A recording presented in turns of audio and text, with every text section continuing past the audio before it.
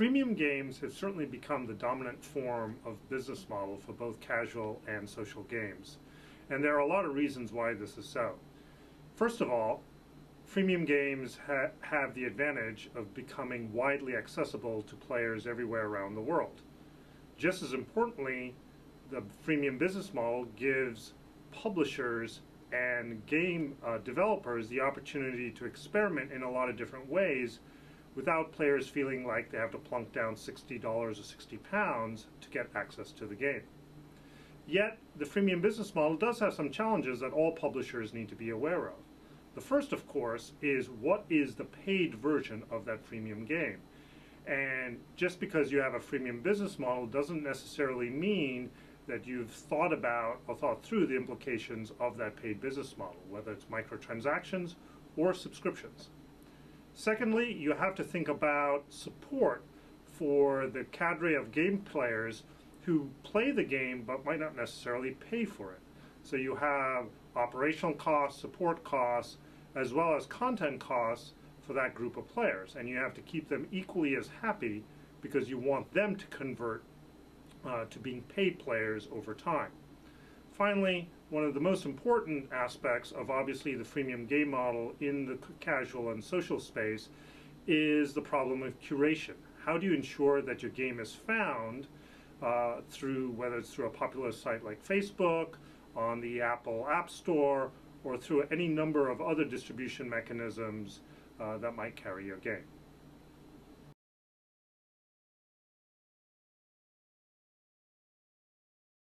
Virtual goods are another gaming phenomenon that have become very popular over the last few years.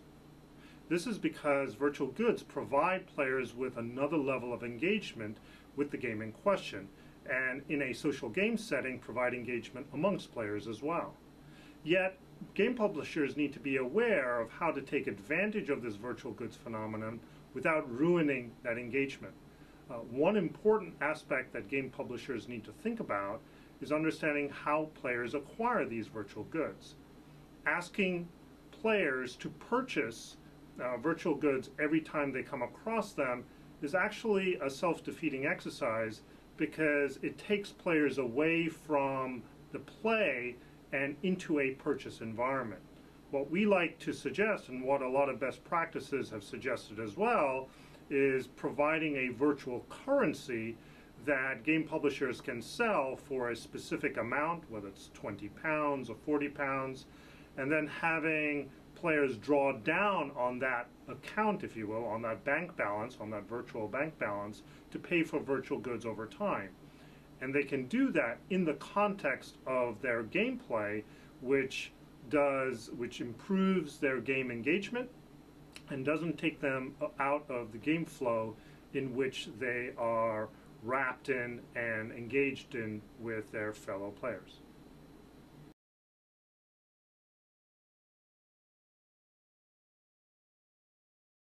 Are there opportunities for social games beyond the Facebook platform? Absolutely.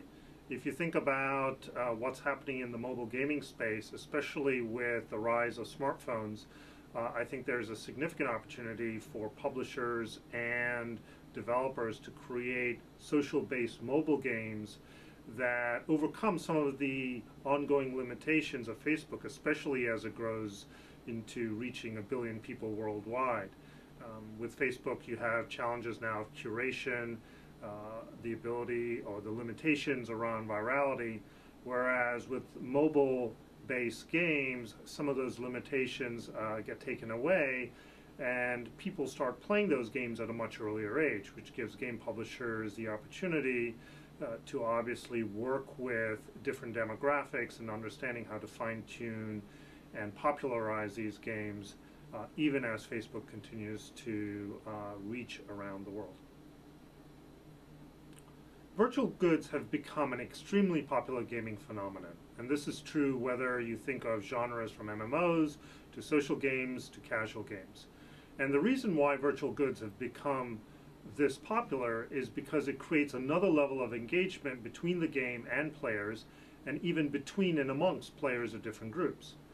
Yet, publishers who decide to implement virtual goods as part of their game need to understand how to make that phenomenon successful without ruining that engagement that I just talked about. First of all, they need to understand how players can acquire these virtual goods without taking them out of the game flow. So one of the best practices that a number of people have implemented and suggest is the use of virtual currencies. This gives players the ability to create a bank account, if you will, a virtual currency, against which they can draw down their purchase of virtual goods. Just as importantly, it doesn't take them outside the game flow experience. Secondly, publishers need to understand that the use of virtual currencies overcomes some of the limitations and the profitability issues of paying for a virtual good or a microtransaction every time you purchase one, and overcome some of the issues that have been laid down by the bank associations in terms of chargebacks associated with microtransactions. So there are a lot of pros to using virtual goods in terms of the engagement model, but publishers need to think hard about how they implement it so they can still take advantage of the engagement model without being penalized unfairly or unduly by the profitability and cost issues sometimes associated with microtransactions.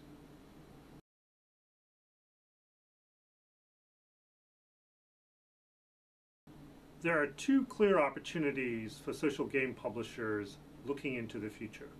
The first is for game publishers to think about their particular game and expand it into a global setting so that they incorporate the cultural differences that different demographic groups have, yet still make it appealing to a broad audience so that it retains the very social aspects of the game they look for in the first place.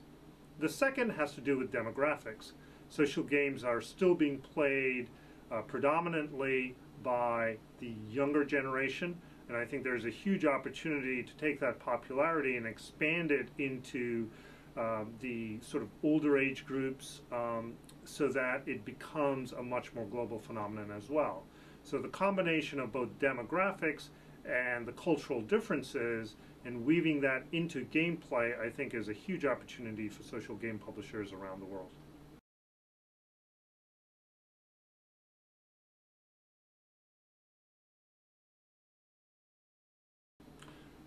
One of the most interesting and intriguing innovations in the gaming world has been the pairing of location-based technologies with the game world or the game environment.